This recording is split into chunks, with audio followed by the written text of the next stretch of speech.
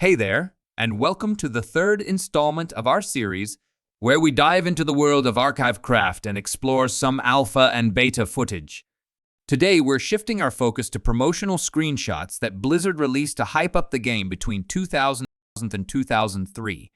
It's important to note that some elements in these images might be specifically staged for promotional purposes and weren't actually part of the final game. So keep that in mind as we take this visual journey through the game's early days. If you're enjoying what you see, don't forget to hit that like button to show some love. And make sure to subscribe to the channel so you won't miss out on the next exciting part of this series.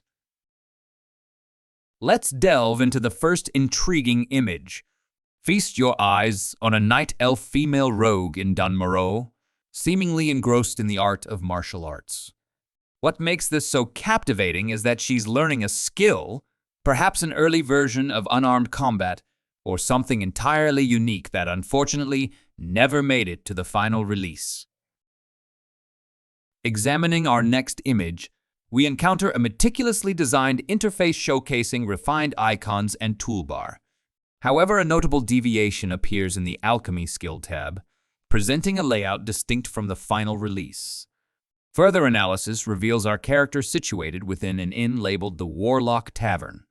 This establishment raises speculation, possibly serving as a preliminary version of the Slaughtered Lamb Tavern in the Mage Quarter of Stormwind City. In our following image, we find ourselves amidst a confrontation featuring two orcs, squaring off against a lone human. Notably, the setting appears to be Dun Morogh, which raises eyebrows considering that, in the final iteration of the game, the Horde maintains no presence in this zone. This curious scenario prompts speculation about the early stages of development, suggesting a time when the Horde's influence may have extended into Dun Morogh. Let's shift our focus to another captivating image set in Dun Morogh. Here we witness a Tauren engaged in combat with a frost troll. The striking nature of this encounter prompts contemplation. Is it merely a promotional spectacle? Or could it hint at a time during development when the Horde had a presence in this zone? In this image from Dun Morogh, there's a dwarf with a polearm in the foreground. However, the background features a Night's Watch character, which is unusual since they're typically found in Duskwood, not Dun Morogh. Additionally, in the final release, getting a polearm in Dun Morogh wasn't possible. Moving on to the next screenshot, we find a dwarf in Dun Morogh equipped with a sword, shield, and a gun simultaneously. This combination is not possible in the final version of the game. Additionally, the presence of a Stormwind tabard on the dwarf is worth noting, as such tabards weren't available to players until later expansions. In this image, we observe a dwarf engaged in mining a node that appears somewhat unfamiliar, resembling a tin vein but with distinct characteristics. There's a possibility that this could be a placeholder for future mining nodes or an early rendition that underwent changes in subsequent development stages. In the following image, we find a dwarf engaging with a bush, prompting curiosity about the nature of this interaction. Initially, it might be perceived as an early version of Herbalism, but considering the context, it could also be linked to a quest or specific in-game activity. In this image, we're presented with Aberdeen, appearing consistent with its final release. However, the subsequent image showcases an older version of Darnassus, resembling what ultimately made it into the game. Notably, a statue featured in this early Darnassus scene was later removed from the city and relocated to the Valley of Heroes in Stormwind City. Darnassus is probably the city I have spent the least time in the game, but I believe this house featured in one of the images is no longer present in the city. However, this particular model has found a place in numerous locations throughout the game, serving as a tavern, particularly in various areas of Kalimdor. In this image, it's evident that the original plan for Darnassus included houses with multiple levels. However, this design was likely altered, possibly for the sake of improved navigation within the city. The decision to simplify the layout could have been driven by considerations of player experience and ease of movement. In this next image, It appears we're looking at an early version of Moonbrook, featuring houses that cannot be entered and a peculiar, somewhat awkward-looking massive telescope in the distance. Many of these early towns had multiple houses that served as mere props and couldn't be entered, a design choice that seems to have evolved during development. In this image, we're presented with another angle of what strongly resembles an early version of Moonbrook.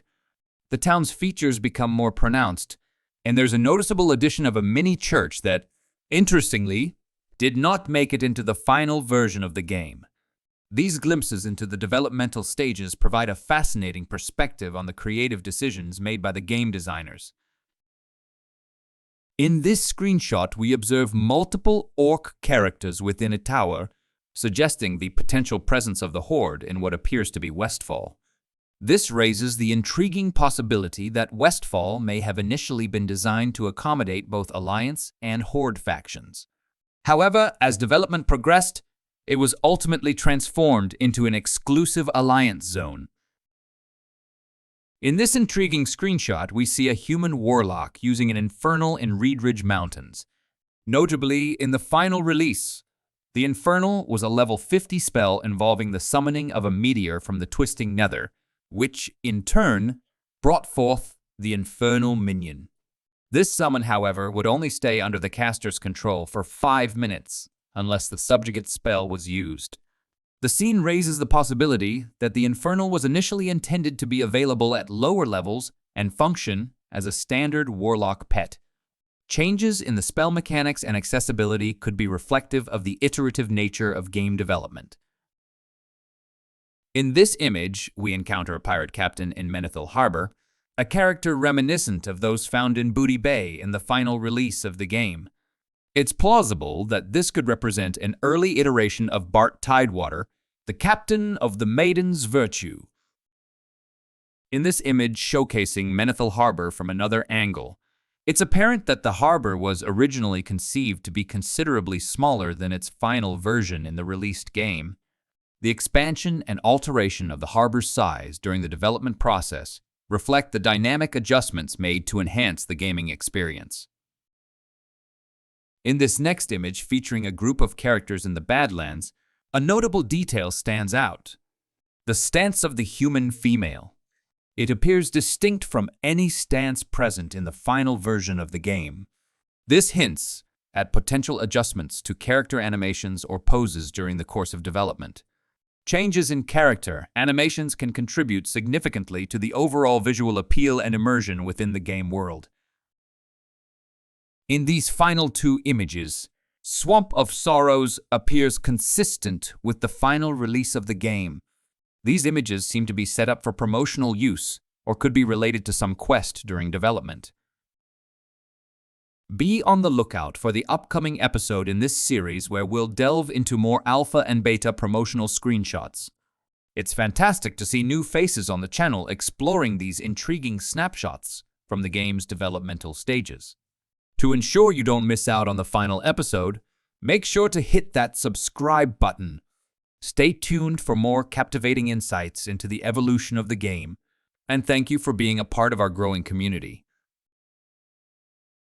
Thank you so much for watching this video. I hope you found it informative and enjoyable.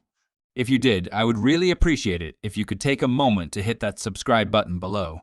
Also, don't forget to give this video a thumbs up by hitting the like button if you found it helpful. Your support really means a lot to me, and it helps me create more valuable content like this in the future.